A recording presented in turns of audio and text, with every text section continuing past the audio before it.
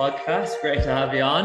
I didn't know you were based in Tallaght until a couple of weeks ago, so we were able to put this together pretty quickly. But how are things going? Your start to the week this Monday, so you're going into work after this, I assume? Yeah, no, all good. Thanks. Thanks for having me on. No, things are going well. Yeah, it's typical Monday kind of feeling today after the weekend, but no, it's grand. Yeah, the clinic's been taken over nicely. It'll probably come to a bit of a quieter time of the year now with the kind of G8 off season kicking in. November, December is kind of always a little bit quieter from an injuries point of view, but you get more of an opportunity to kind of work on off-season plans and injury prevention stuff with people as well. So yeah, it's getting to that time of year now. But yeah, no, feeling good. Can't really complain at the moment, to be fair. And the big question that everybody's probably asking, you're probably sick of hearing it, but how is the rehab coming along? How are you getting on with it? No, it's going well. I think I'm on track for where I'm meant to be anyway. I had my last consultation with the surgeon a couple of weeks back, and that's 6 weeks post-op that you check in with him. And he said, yeah, you're flying it. So then I just had my first physio session in Santry then that day as well, and got given a program to be working on for the next 6 weeks. And I'll go back in and check up. So I think 3 weeks through that now. So I'll go back up in another 3 weeks, and then we do the isokinetic strength testing. So you compare one side to the other strength wise, and that'll give me a good indication then of where I am at from a strength and function point of view, and probably get another 6 week program off the back of that. So it's just more check-ins that you're doing up in Santry, and then in between you're just working hard on the program that you're given. But it's not giving me any issue at all. Like no, it's not affecting me in everyday life whatsoever, and rehab seems to be going well. So I think on track anyway. So I can't ask for more than that, you know. You're out with a boot because you were in the paper 2 weeks ago, and the boot. Did they make you put the boot on for the photo? No, it was just that interview was a couple of weeks before that. Yeah. But actually, I didn't have it on, and they had to tell me to put it on actually for that. But yeah, no, the boot comes off around that 5-6 week period. So after the operation, you try and wean yourself off it. So I think I'm at kind of 8.5 weeks now. So yeah, well and truly used to being out of the booth, thankfully. And I was kind of observing you coming in. There's only a minor change to your gait, really. Yeah, they were saying that it'd take a little while to fully kind of normalize, or just like a small little period of time when you're you're completely all your weight's on your left foot, and you're trying to control that drop of the other foot onto the ground. That's the kind of last little thing that comes back from a walking point of view. But it definitely it feels better each week that goes by, and the more comfortable I get with kind of single leg strength work on the left side, the easier the walking will become. But yeah, it's definitely it's like you said, it's a very minor kind of limp now, but I'd expect that to kind of go away in the next couple of weeks, you know. So in terms of the process, then obviously you're in a unique position given that you're an athletic therapist, strength and conditioning qualification. You have a master's in strength and conditioning as well, and you're an athlete that is going through rehabilitation. So is it very much a case that you're going into Santry for assessment every so often, and then you're leading your own rehab outside of it? Yeah, pretty much. But I had a really good conversation with the guys in Santry about this, because I've found when I've had previous injuries in the last kind of 5-6 years and tried to self-manage, it doesn't work. Accountability is such a huge thing to need and to have, and just having someone else there to take a little bit of the pressure off you in terms of dictating what you should be doing, where you should be at different kind of timestamps along the rehab process is so important. I found out if I was doing it completely on my own, the goals I'd be setting myself wouldn't be realistic. And you know, it's just not a fair way to do it on yourself, and it's probably not. It just results in you going back too soon or making mistakes along the way that you wouldn't make if you were using the kind of expertise of someone else there. So yes, having the extra person there to check in with, to get objective assessments and another opinion on where I'm at. I find that so important, because I had that last year with a knee injury as well. And I used to look forward so much to the revisits every 4 or 5 weeks or 6 weeks, just for that kind of other opinion of, right, your rehab plan is going to plan, so don't worry, you're doing well. And without that, I can find it can become a little bit overly stressful, you know. So having that person to check in with is really important. And then also they dictate what I should be doing, and then from there it's like he knows that I know the progressions along the way, so he's able to tell me, look, if you feeling happy with this, you know what the next step is, don't hesitate to go for it. And again, that kind of encouragement and that that, I suppose, reassurance that I can go ahead and push this is what I wanted. So yeah, really important thing to have, I think. So in the past then, when you were just leading it yourself, did you find that you were going a little bit too aggressive with it? And then maybe you didn't have the metrics set that you were able to give yourself a pat on the back when you reached it, because you were always looking for the next thing? Yeah, possibly. I think that's definitely a big part of it. But then also it creates doubt. Because you start saying, well, am I pushing this a little bit too hard? And then you're not, that's always in the back of your mind. And then I suppose the overall stress levels are higher than they should be. And then that impacts your performance, recovery, everything, that kind of way. And it just found it such a weight off my shoulders to have someone else take that stress, if that makes sense, rather than me constantly worrying, because I know it's in my nature to push boundaries a little bit with kind of coming back from injuries. And then I'd be worrying if I wasn't checking in with someone that I'm pushing too hard. And then that'll be in your head when you go back training, and then you're never really, you're just overthinking it all the time. You're not basically. Really confident. Exactly. Yeah. So that kind of doubt was probably the biggest thing about trying to rehab yourself that I wanted to take away completely. So in the last 2 or 3 years, I've kind of completely just handed myself over to someone and say, just treat me completely normally here where I should be at. And that kind of works a little bit better for me.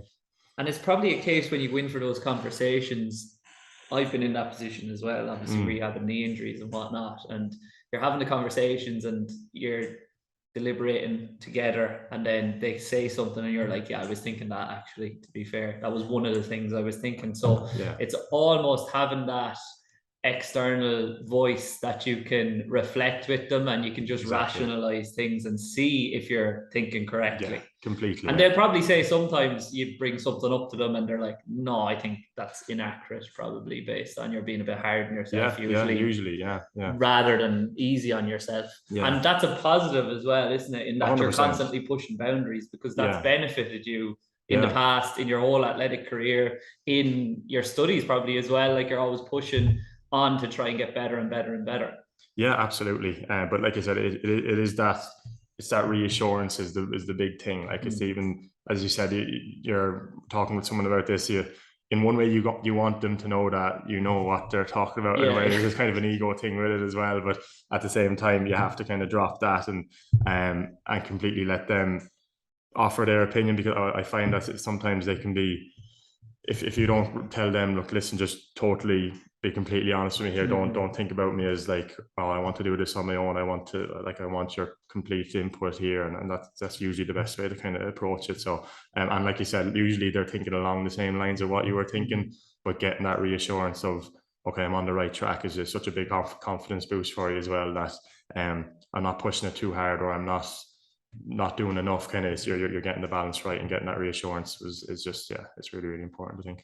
And there's often something as well that you completely miss, or you just forget about, and then they bring it up to you and you're like, oh my god, can't believe I didn't think about that. Absolutely. Especially especially in Santry, it's really, it seems to be a really high performance environment that they have there. The culture there seems to be really cool, and every single time I go there, I always take something away professionally as well, and that you're learning a little kind of nugget of information that you probably had omitted from your own kind of scope of practice that you've been using, or something that you didn't necessarily focus on, that it turns out is a really important part of it. So that's another huge part of why I love going there and seeing where they're kind of at from a rehab thought process point of view. So and like you said, it usually ties into what you're doing yourself, and there might be something that you've missed that without that check-in with them, it could have been a really important part. So definitely, without doubt, anytime I go there, you're learning something else new, or there's something that you've probably forgotten that you can take away personally, and then also use from a professional point of view as well. And I'm nearly always kind of taking something and bringing it into my own patients as well. I'm just thinking we haven't even mentioned that it was an Achilles rupture that you Oh, suffered yeah, for listeners. And then I was just putting two and two together there as well, that one of our previous guests on the podcast has been Colin Griffin from Santry. So you've probably met Colin out there with a little bit of the Achilles rehab, or maybe you're going to interact with him a little bit later down the line. Possibly. I've never met him personally, just been to a couple of his webinars and conferences that he's done on the kind of calf and ankle. He's obviously the top name in calf and ankle rehab, and taken loads from the couple of conferences that he's spoken at, but wasn't dealing with him personally. But the guy I am dealing with, Dave McRae, he's doing his PhD on rehab from Achilles rupture. So it was absolutely ideal scenario. Not in fairness, the surgeon Johnny McKenna, he said straight away, listen, we'll get you in with David. You'll suit each other perfectly, kind of a thing. So anything that we are doing is going to be the most kind of up-to-date evidence-based stuff, which is again another lovely bit of reassurance to have that, from a rehab point of view, you're going into the best hands. So really, really like privileged to get that opportunity as well, because even there was there's been 2 or 3 other Achilles ruptures with people I know recently, and I've had a couple of people contact me to chat about their own rehab and how it's going post rupture. And it's mad how even in a couple of years it's come on, like, and how some surgeons have their kind of traditional way of doing it, and this is the way we do it, and you don't move from that. Whereas in Santries, they do really seem to not push the boundaries, but it's the most recent up-to-date stuff that they'll use, kind of a thing. And it was just interesting to see the difference in what metrics I was to be hitting from the advice I was getting in Santry, versus a couple other people who got completely different advice. And they're worrying, obviously, because there's I'm at a point where I'm off crutches a week after or less, and they're being told it's crutches for 6 weeks non-weight care. And it's just interesting to see the different styles of management for the injury. But great to see that Santry are a place that are willing to kind of really push things, and they have your best interest. Exactly, really, and they definitely, from an athlete's point of view, they have your best interest at heart in terms of getting you back as safely but also as quickly as possible. It's a great model, really, like that. They have you coming in there, and then you would probably take part in a study or in that PhD, like you'll be a participant in it.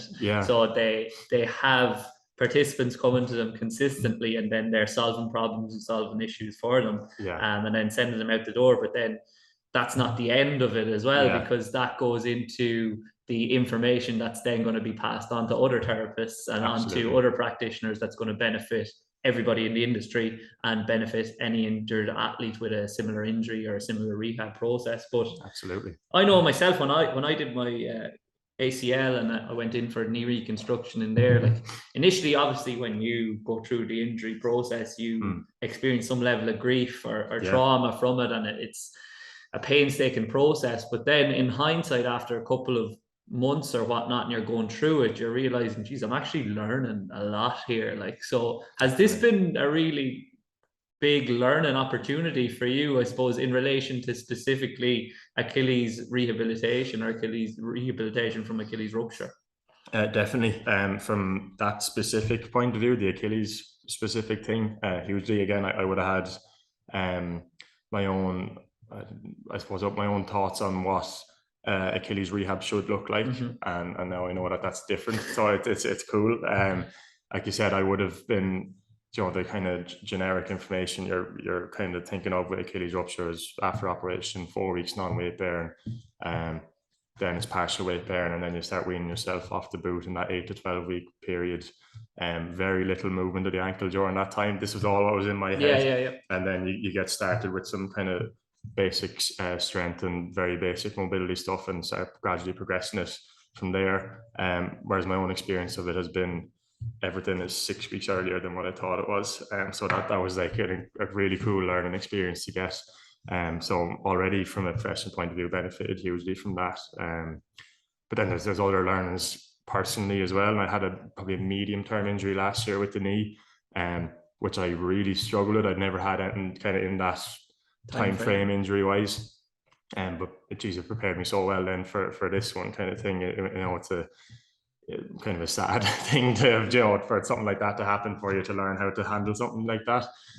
But in terms of the not looking too far into the future and not looking at, you know, I suppose the different negatives that come with an injury, and keeping your goals really, really short term, and giving your motivations have to be kind of really, really strong, really internally strong, and learned a huge amount about how to do that, and then potentially how to kind of impart that on patients as well if it came to it, like, you know. Do you think an aspect of why it's been moving so quickly along is because you have been able to push it a little bit harder than maybe other people would in terms of rehab, and then because of the knowledge base that you have around progressions, regressions, and when you're ready to progress from a specific variation, that has benefited you in being able to move the rehab along quickly, as well as the fact that you're obviously at a higher base than other athletes would be, given that you are an elite athlete because you're playing at an intercounty level? Yeah, I'd say that has definitely sped things up, the knowledge of what the next step is. If I feel like I've you know, done all I can with the previous step, that's probably something specific to my own kind of profession that has helped me injury wise. But I would say that I suppose the mindset has a bit more to do with it. Okay. I think, but it probably comes from the question that I usually ask is, what should I definitely not do, is what I'd like that. So knowing what's an absolute no is a big thing for me. And once I know that, it's like, okay, I'll park that and I'll try absolutely everything else, kind of a thing. And I think in this early phase anyway, that mindset's really, really helpful to speed things up a little bit at this point. There's obviously a huge element of patience to it as well, but I think that the kind of trying to get rid of the fear of pain or discomfort being a barrier for doing stuff to a certain extent. As long as you're asking that question, if this is uncomfortable, should I stop? And if the practitioner says no, you're okay. It's a great thing to hear. It's like, right, brilliant, I can push this. And that mindset definitely helps, I think. And then there will have to be a period, I know, when the one that I'll find tough will be when I'm allowed to go back running. And that'll be maybe 3 or 4 months after the operation. It'll be being patient then is going to be the really, really tough thing. I think it's probably not easy, but it's probably a lot. It is a lot easier to push the boundaries now at this point, because the stuff you're pushing the boundaries with are really simple things, like being able to go up onto your toes, and like that's such a simple thing, but early on it's such an important part of the Achilles rehab. But it'll be the patience of kind of holding back when I'm going back running and trying to return to play. That's something that I've always struggled with, is right, I can run now, that means I can train. And it usually, well, definitely in the last couple of years, it's resulted in numerous repeat soft tissue injuries, and I need to just learn from that and make sure that I don't rush that side of things. But early on, I think that mindset of not being afraid to push things on definitely helps to speed things up. But yeah, I'll need to be mindful of it a little bit more later on.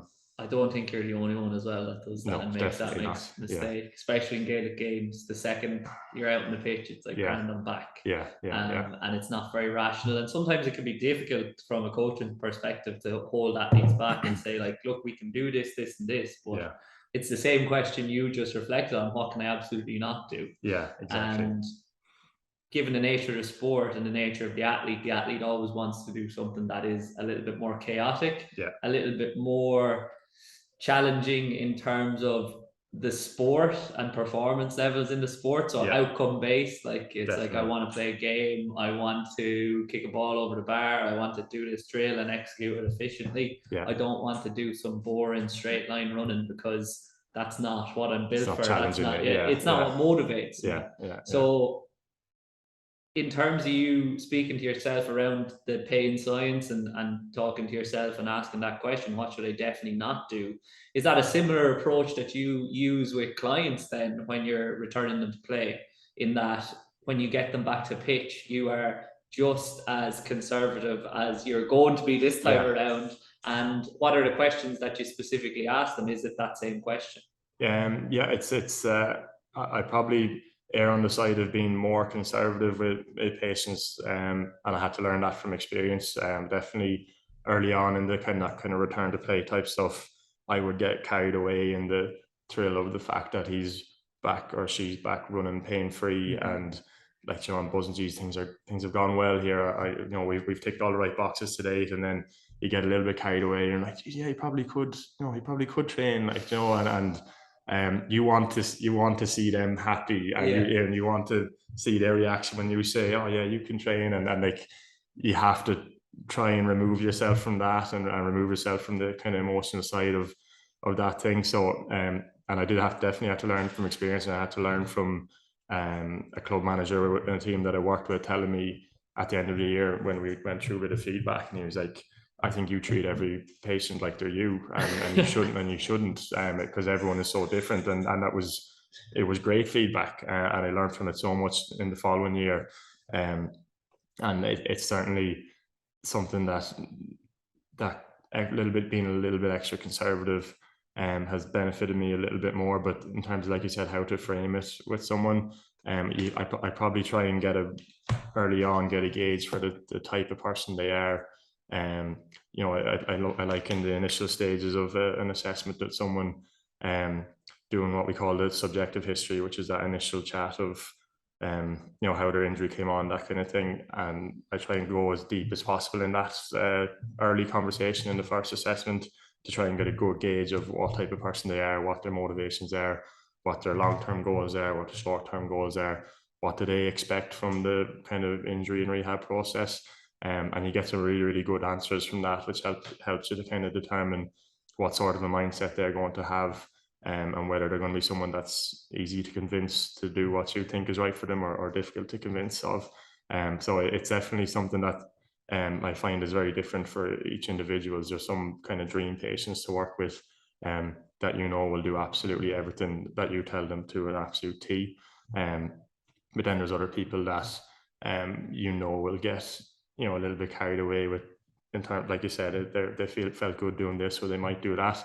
So if I feel like that's a risk, I'll generally advise something that I know is a little bit behind where they should be, because they're going to push it anyway. So that's where that kind of learning from the first couple of years of making a few mistakes has helped me in that regard. So once you get a good idea of the type of person that they are, you can make the decision then on how to play it, and that's probably something that idea of telling them to do something a little bit easier, because they'll push the boundaries of that to where they probably should be. That was kind of a learning from experience type thing that I got from it. That's interesting. Like, in that in your initial assessment, a lot of people would think that when you go into physio first, it's primarily a physical assessment, and there is an element of that. But from what you just said there, it sounds like the priority is really getting to know the client, the patient, the athlete in front of you, knowing what makes them tick, knowing what tick and thick, and knowing how comfortable they are going to be adhering to a slow process, or what could be a slow process. And that is something that's often missed in my estimation. Is we get them in, we assess them, and then, look, this is where you're at, this is what the injury is, go away and do these, and then come back to me, or this is the timeline that we're looking at. And unfortunately, with a lot of athletes, when they hear a timeline, or then they say, right, well, I'll be ready at that time regardless of what I do here. As well as that, they can get a little bit disinterested as a result of the timeline being not what they expect it to be. And as well as that, if you don't give them that, and you just give them, go away and do these things for me and then come back to me, they can not see light at the end of the tunnel, and they don't have a specific metric that they're coming back and trying to hit. You're just saying, go do these exercises, and there's no outcome to the end of it. In their eyes anyway. There is in the practitioner's eyes, but it's not been communicated effectively. It's I do probably put, it's probably the number one kind of priority for me with any kind of new patient, is that initial conversation you have with them. If they don't leave with an effective explanation of where they are now and where they need to get to and what the steps are along that journey. I find that's where you get a lot of your kind of people that'll come back 2 or 3 times and then drop off, or people that'll do steps 1 and 2 and then skip straight to where they think they should be, kind of a thing. I think naturally, if people see a step-by-step process of how they can get from where they are to where they want to, it simplifies it a little bit in their mind, and it's just like a nice logical way of seeing the steps on the process that I've hit this target, lovely. What's the next target? If like you said, if you initially come in, you assess, diagnose, you see what the problem is, and you give them a time frame. All they're seeing is the injury and the end goal, and they're not seeing anything in between. And like you said, that can affect motivation levels to do all the things needed in between. And then likewise, if they don't get a time frame, if they don't see what the end goal is, and you just tell them to do stuff, they're unlikely to do it, because they're saying, like, why am I doing this? What's the point of this right now, kind of a thing. So I usually try and offer that kind of explanation after we've had a chat, after we've figured out like we said, what they'd like to get back to. After we figured out what, I usually try and get them to explain to me what they think that needs to be done along that path. Again, it's like the idea of you both come up with the plan rather than just me giving them the plan. It's just, again, something that a bit of research has shown helps with adherence, if the goals that are set are done by both the patient and the therapist. And so once we have that kind of written down, or even I like to use a whiteboard and put a little graph of, here's where you are now, here's your end goal, back playing in time for championship, what do you think you need to do in between here and there, and they'll usually kind of come up with the solutions themselves, and then put that on a little kind of step-by-step process, and it just helps them to see potentially how long this could take, and what goals they have to hit along the way. And it's certainly from a patient motivation point of view for them to see what kind of specific criteria needs to be hit along the way. It just seems to help a little bit more with adherence anyway. It sounds like it's more of a collaboration than I think so. Art of like, this is what we're doing because I said so. You're guiding them more so than telling them. And I'd be interested to ask you, because of it is that collaboration and you're seeing each other on a level, and you have to see each other on a level, do you find it is easier to achieve that due to the fact that you've experienced some of these injuries in the past, so you can empathize with them and you can say, like, look, I've been here, it's tough, I know it's tough, and this is how my experience went, and you know what, you're actually doing really, really well. Or conversely, like, this is how my experience went and I know exactly how you're feeling if it's not going so well. I think probably I'm quite a lucky position, and unlucky and lucky position to be able to do that, and you explained it perfectly. That ability to empathize definitely creates a little bit of a stronger connection between you and the patient. And again, it just it can be a weight off their shoulders for someone to kind of understand what they mean when they're describing the type of pain they're in, or they're describing what their current limitations are, and for you to be able to say, listen, I know it's by the by, but I actually had a similar experience, and I know where you're coming from with it. The great thing is that it gets better, that kind of thing, and they see, well, okay, maybe this will go away eventually, kind of a thing. It's certainly, again, something that I've been able to, a positive that I've been able to take out of any of the injuries I have, is this ability to maybe be able to empathize a little bit more with patients as they come in, and probably, you'd like to think it's helped to create a kind of a stronger connection, and help to take a little bit of weight off the shoulders of someone who's coming in and worried that this person's not going to understand where I'm coming from when I explain this. So I think, unfortunately, it's something that's benefited me professionally, I think. Do you find that a lot of athletes come into you because you're an athlete, because they see that connection level and they can see that you've done it and you've been through it? Or do you get a mix of both general population and athletic populations? I know, like, you're never going to turn anyone away, really. But would your demographic be 50-50, or would you see more athletes as a result, or even more interest from athletes?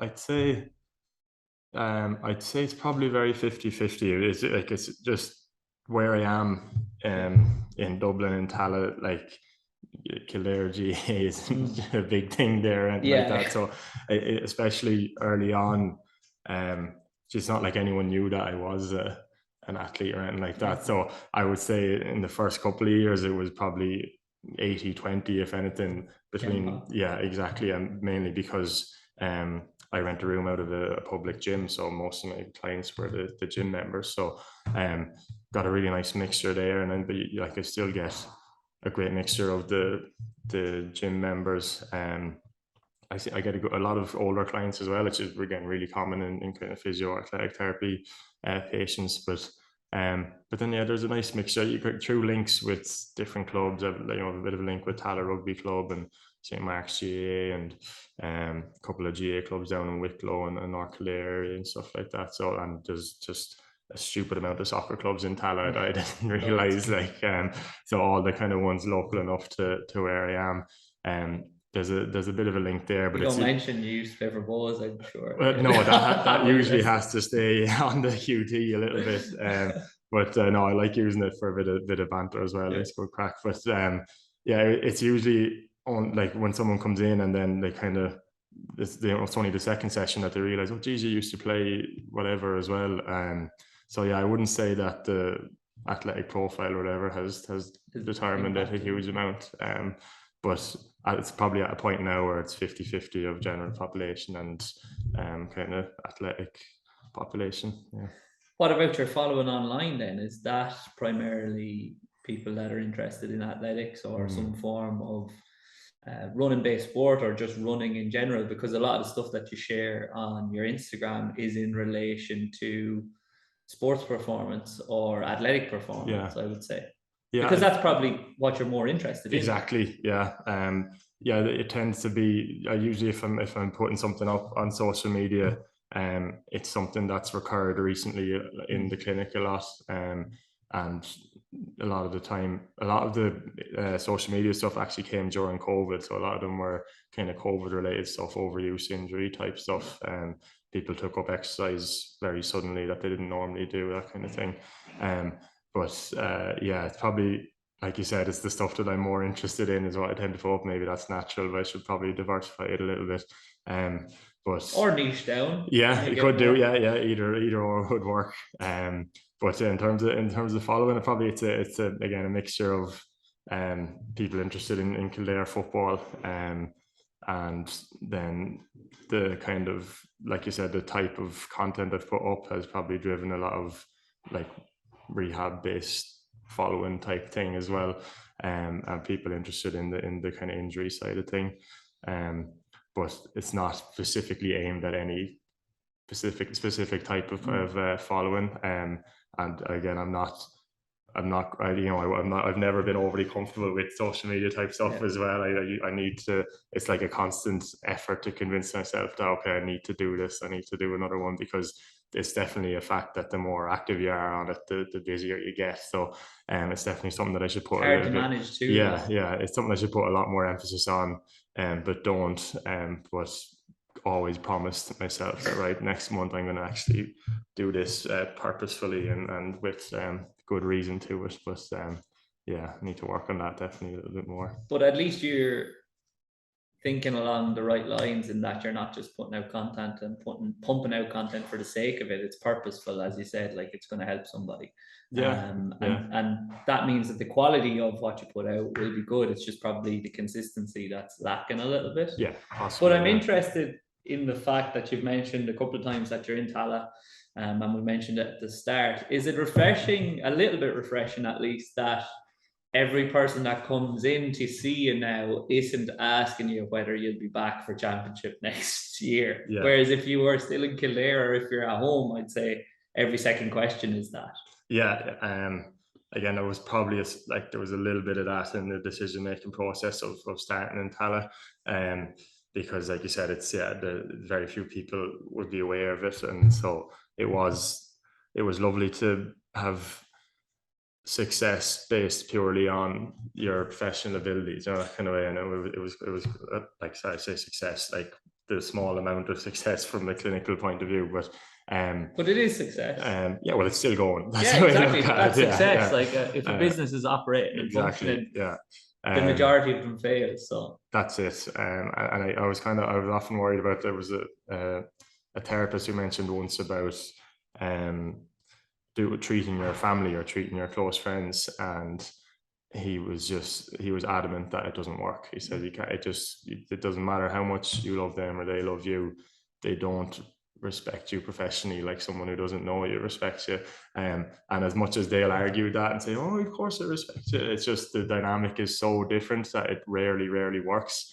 And I was really worried about that being the situation, of people coming in with a preconceived perception of me and of how it was going to go, and the potential impact that might have on how the session would go.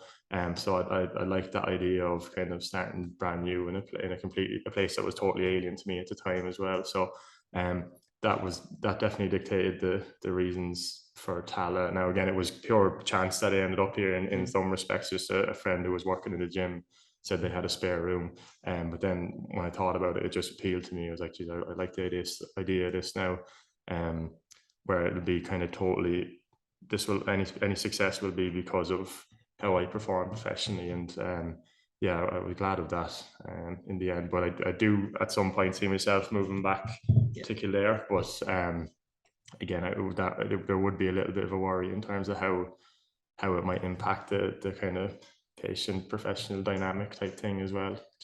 I think from what you just touched on there, and my own personal reflections on it, I think it doesn't tend to impact how they view the information that you're giving them. They know that you're giving them the quality information, and you're assessing them to a high degree.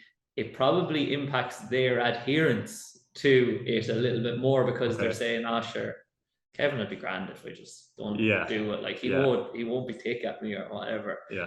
So maybe in that respect, it can be a little bit challenging with friends and family, as you said. But as you rise through the professional ranks, or you get more plaudits in your professional endeavors, then obviously it's going to lead to them viewing you at a higher pedestal, I suppose. And then when you do go back to Kildare eventually, as you said, then you'll be up there and they'll know that what you're bringing is of a high quality, and then they'll be more likely to adhere to it, hopefully, as long as maybe you just keep the family outside of it. I think that's the challenge. And it's I'd say it's annoying as well I get it as well, but at family gatherings and whatnot, I actually have this this pain in my back there. What's that from now? What will I do for that? Oh, okay, grand. And when you're at those things, it's like you want to talk about anything but that. And you know that they're making small talk or conversation, and like that's okay. But at the same time, it's not the place for it. So I tend to just kind of say, like, look, drop me a message during the week if you're actually interested in whatever, and then we'll sort it out. It's definitely the best answer. All right. But in relation, then we will move on to talking about Kildare GAA. And I've heard you speak in the past about how when you were younger playing sport, you would visualize a little bit in relation to achieving certain goals or even getting to a certain level on the pitch. Is that something that you've been using in your rehab process, or is that something that has kind of fallen by the wayside as you've got a little bit more experience and a little bit older? I'd say the way, I suppose from a visualization, if you're talking about visualization when I was younger, it certainly wasn't intentional visualization. It was like I used to get lost in a place when I was training or practicing or playing with my friends, where I would literally think I was whoever, Roy Keane or in Croke Park or whatever. And that was something that always came very naturally to me. And I remember my first year at Kildare, we had a kind of sports performance kind of sports psychologist coach, and I had never intentionally done visualization. He just asked me to picture how the first kick out of this next game is going to go, and he was like, I've never seen anyone visualize something in such detail that quickly. I thought I thought that was a normal way of doing things. So, and as I was doing it, it reminded me of being like 9 or 10, and this is literally how I used to picture things and envision things when I was playing as a kid. But I wouldn't say I use it a huge amount as in deliberate preparation for matches anymore, or stuff like that. But I probably should, because I definitely think there's huge benefit in it. Interestingly, from a rehab point of view, I find it happening an awful lot more where I'm doing a training session, or if I'm doing a bike session, or out for a cycle, or in the gym doing rehab. I do find myself getting lost a little bit more in it, and visualizing the comeback, and visualizing my first training back, my first match back, and I get a serious kind of endorphin hit off it, and so it's something that I remember last year with the knee injury, felt like it helped me an awful lot, and it actually, things panned out quite similarly to how I was imagining them during the rehab process in terms of the first training, first match back. So it's definitely something that in the kind of long-term injury process I found has actually started happening again naturally, and has definitely helped me from a motivation point of view to get through monotonous, boring rehab sessions, because the fact is they are. But the stationary bikes are, I'm not going to talk too much about them because they are very, very boring. But then it's also, you can create a challenge in that as well. It's like, this is boring, I'm going to get through it though, that kind of thing. You can make it, you can stimulate yourself in how monotonous it is as well. So there's little challenges like that. But I don't use deliberate visualization from a performance perspective anymore. But it's just interesting that you mentioned that it is something that's been happening a little bit more naturally from a rehab point of view. Is it non-conscious again when you're doing it on the bike, or you're doing it in the rehab process? Are you thinking about it specifically? Like, you're like, I'm going to visualize the comeback here, or does it just happen? Initially, it was just happening, and then when I realized it was actually helping me perform better in that specific exercise I was doing, and the next day I'd come back and I'd be feeling a bit knackered, and I was like, geez, this worked the last time, and let's have a go at that. So I'll just picture a match starting in my head, and I'll just get lost in the match and find that the session starts going better. So I started using it a little bit more deliberately now. Everything you've said there around visualization, you've used in relation to the actual sport, the pursuit. Have you ever used it in relation to specific exercises, or specific rehab exercises or variations in the gym, where you are pushing range of motion, so you imagine having more range of motion in the exercise prior to doing it? Because that is something that I use myself when I was coming back from the knee injury, and it did seem to help a little bit, especially when I hit a plateau and I was maybe progressing a variation, and I was challenging myself and thinking like, geez, I don't know if I'm going to be able to squat this weight or whatever to a decent range of motion. And then I'd imagine myself doing it immediately prior. And then I found that it did help in maybe improving my self-efficacy and my confidence in doing it. So it was just something that worked for me. So I was interested. Have you ever tried that, or has it happened non-consciously? I don't think so. Again, definitely haven't deliberately tried it. It makes complete sense when you mention it, as to, from a logical point of view, but they're not deliberately. But again, if I see a video of how an exercise should be performed, and I'm doing it, I will have that in my head, like I kind of picturing what this should look like, which I'm sure helps as well. But no, I haven't used it deliberately, but we'll definitely be giving it a lash soon. I think, definitely. So then, when you're talking about getting that endorphin rush and talking about the comeback and everything, what is it about the sport that is motivating you the most to get back? What aspect of it, or what aspect of the challenge? Is it just getting back to a level where you're able to play and perform, or is there any specific goals in there that you're trying to achieve?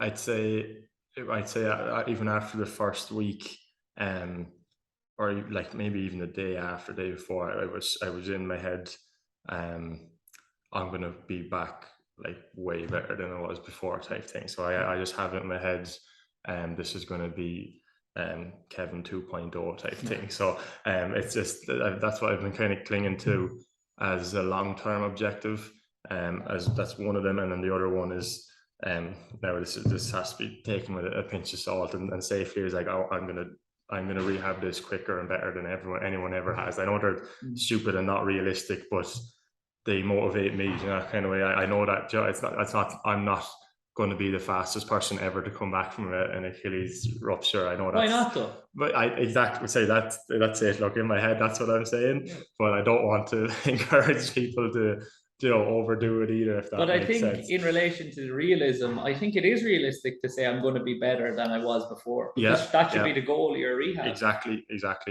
So that one is absolutely realistic. Now, age might impact that as well, but I actually think not. But the other one is just what I would see is just a stupid little motivator that really triggers me, is that I'm going to be back faster than anyone's come back from this. And I used it last year for my knee. And I remember the little kind of buzz I get off people saying, "What do you mean you're back training?" And I'm like, "Yeah, no, I'm back now." And I was like, I kind of little ego boost I used to love, and so I've kind of been using that as a trigger for myself as well now, and kind of got that in my head really, really early on, and then just was so buzzing that the surgeon was along the same lines. Like, I'm just so lucky, I think, to have been put in their hands when a friend of guy I went to school with the day before, he was really unlucky. There seems to be kind of a real mixture of some people who rupture their Achilles have ridiculous pain and like ambulance call, stretcher, oxygen, the whole lot, and then some people have little to no pain, and I was the little to no pain, and he seemed to be the other end of it. So he was in an ambulance, Tullamore Hospital, overnight there for 2 nights, got the surgery done, and then kind of gone through a much more conservative process. Because the pain is his limiting probably factor. I'd imagine so. And he had major pain the day after the surgery. I was texting him and that kind of thing. And again, I had nothing the day after the surgery. I was able to wait there straight away, kind of a thing.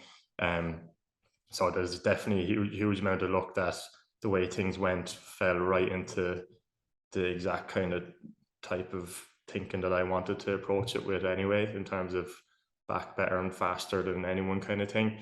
So that was really, really lucky that it fell in with the type of practice that they were doing in Santry, and that surgeon was doing, and that physio was doing and stuff. So lucky in that sense, but also they're the two little kind of motivators that I use to get into the right mindset, And the fact is, you mightn't be back quicker than anybody has ever been back before, but you'll probably be back quicker than you would have been if you didn't have that mindset. So potentially, that's what I like to tell myself. Anyway. It's beneficial in a way to have that. Yeah. But it sounds like, from what you've said there as well, in relation to age not being the limiting factor and coming back at a higher level than you were previously as an athlete, that you have a great deal of confidence in yourself now during this rehab process and coming back from this injury, because you have the previous experience of coming back from injuries previously. And I know that from listening to you speak previously and reading articles, your confidence has kind of been up and down over the years as you've transitioned from professional association football through to GAA. Do you find that you're at a level now that you can have a high level or a quality self-talk that you can lead to yourself having more confidence on the field and in the rehab process? I'd say it's the confidence thing is a difficult one. Definitely in the rehab process, if I'd be confident in my self-talk that it works and that I can get myself into a good place to return to training, and generally I've been training has never been an issue for me confidence wise. I might like training is like a safe space for me, all I love it kind of thing. But it's the up and down nature of confidence from match specific stuff. That's just a constant battle. I think I don't think there's any player who's constantly confident like their whole career, that kind of thing. I'm sure. Sorry, there might be people who say that they are, but small things can impact your confidence level so easily that it's hard to manage. And from a self-talk point of view, probably wouldn't be as strong in terms of the performance in matches self-talk as it would be with getting back from injury type thing. There's a difference between them two, but it would be something that I'd be constantly trying to work on, is the idea of self-talk and how to get yourself into the best possible position to be as confident as possible, if that makes sense. But it's not easy. It's it's hard, and that idea of this flow state that gets talked about a little bit. It's a very hard thing to find, and you won't get there many times. Exactly, either. Yeah, and that's I suppose you just have to try and put yourself in the best position to find this as often as possible. But like you said, it doesn't, more often than not, it happens without you realizing it, and it's only you look back and you realize, oh, okay, like that's what happened there, kind of a thing. But I think it's that confidence on the pitch is something that needs to be constantly worked on anyway. But from constantly working on it, do you find that you're more consistent in the level of confidence that you can reach, in that your lows maybe aren't quite as low as when you were younger? Yeah. And maybe that even transpires that your highs aren't quite as high either. You're just more level-headed when you go out to perform. That you nailed it there. And that, I would say, only last year that I found that balance a little bit better, and probably came from disassociating myself from other opinions better than I used to. Because I kind of, my natural instinct is to crave absolutely everyone's approval for every single training and match I've played, but it's not healthy, because it's just not realistic, and too often you'll be let down. So it could be healthy if you could park it after the training session is finished.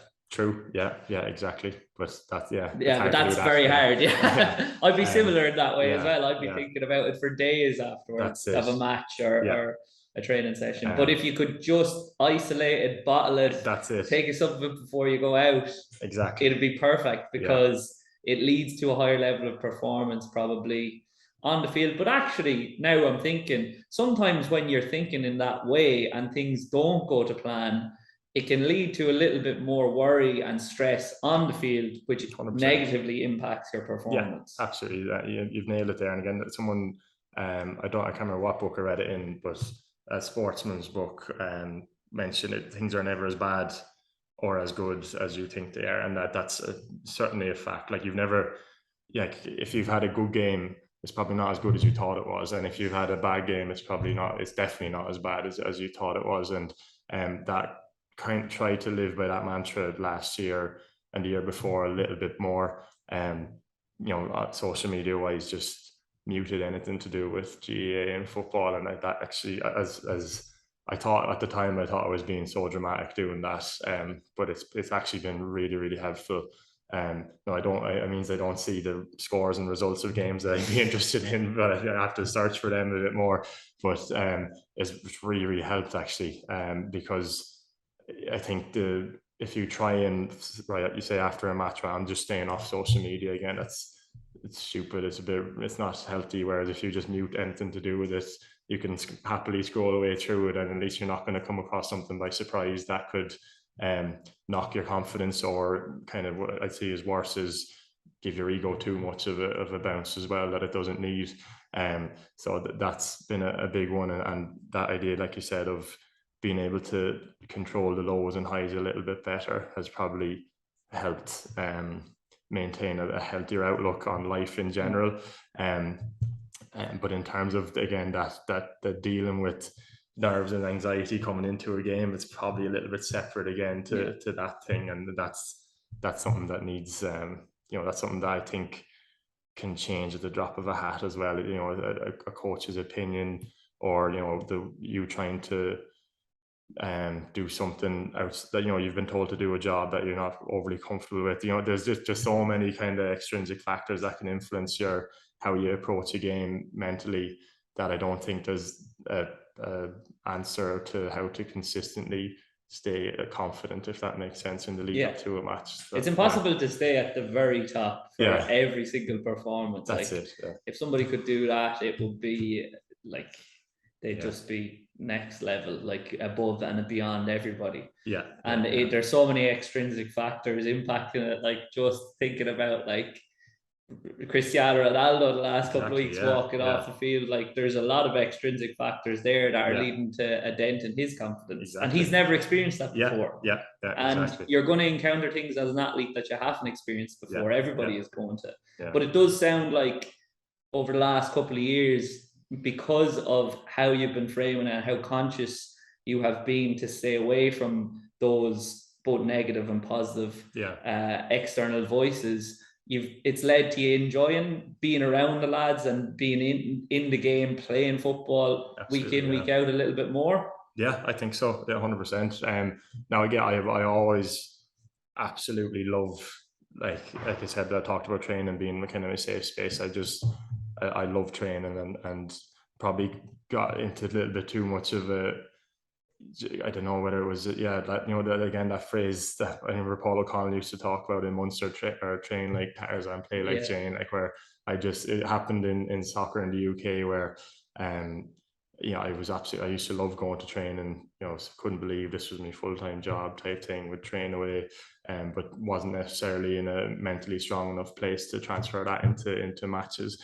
So I'm always trying to be conscious of not letting that happen too much with myself now.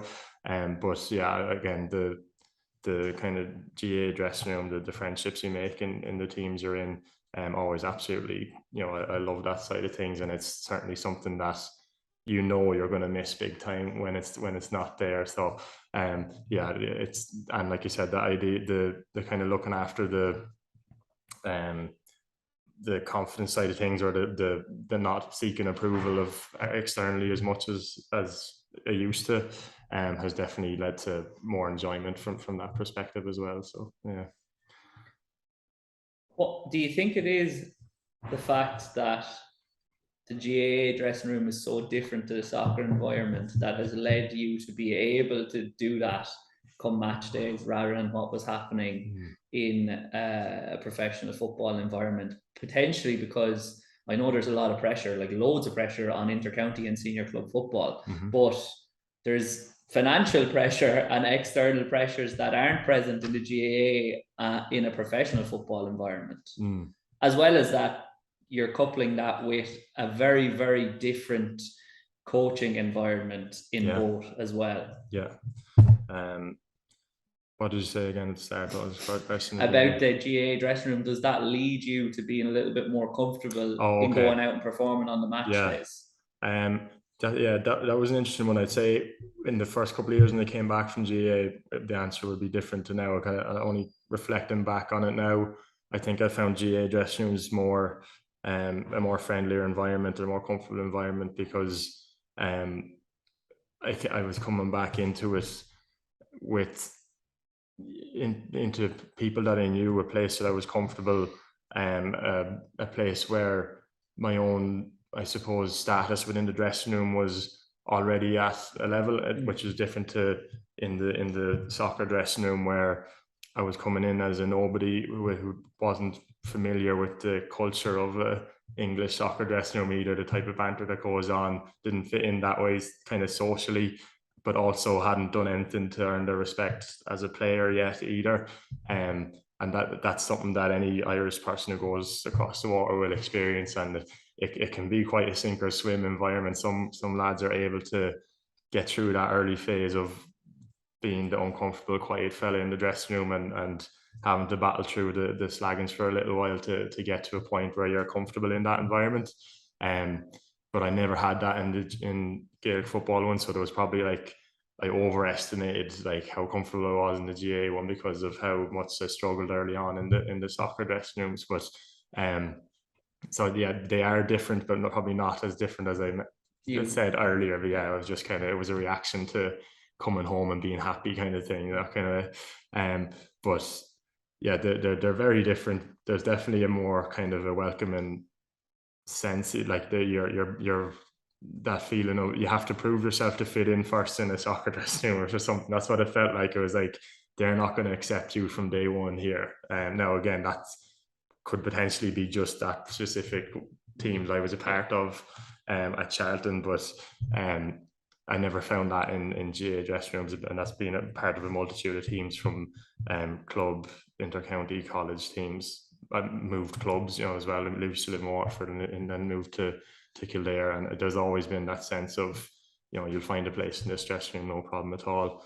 Because you're here Exactly, for good, yeah. essentially. Exactly. That's That's a huge part of it as well. Yeah, like you said it. And that, geez, that when I think of friendships I made in the UK and how hard it is to actually maintain them because you get shipped off to different parts of the country so quickly, compared to the kind of the value I put in the friendships I've made in the Tallaght and Kildare, which are just because have strengthened over the years that I've been there, I suppose.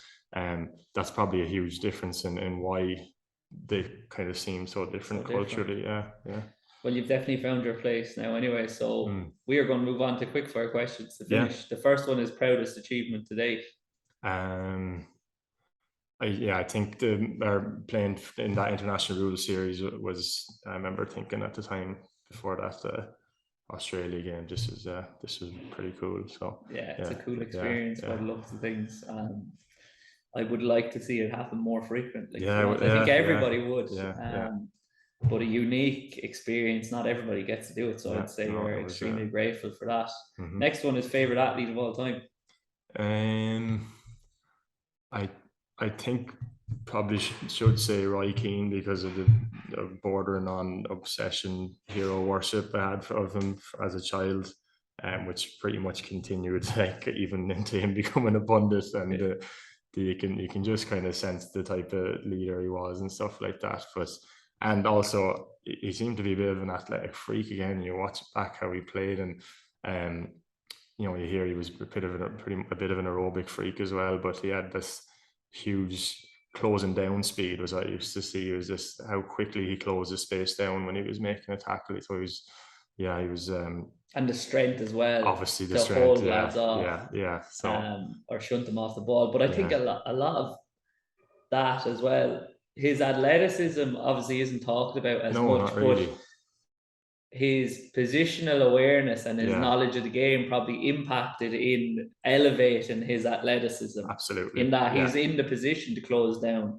He's in the right position, body position to hold lads off. Absolutely, no, he was a big one. More recently, I might be very be mad into the Aussie rules the last 4 or 5 years. Just got really, really into it, and I think they are the absolute pinnacle of athleticism. There's a guy, Paddy Cripps, plays for Charlton.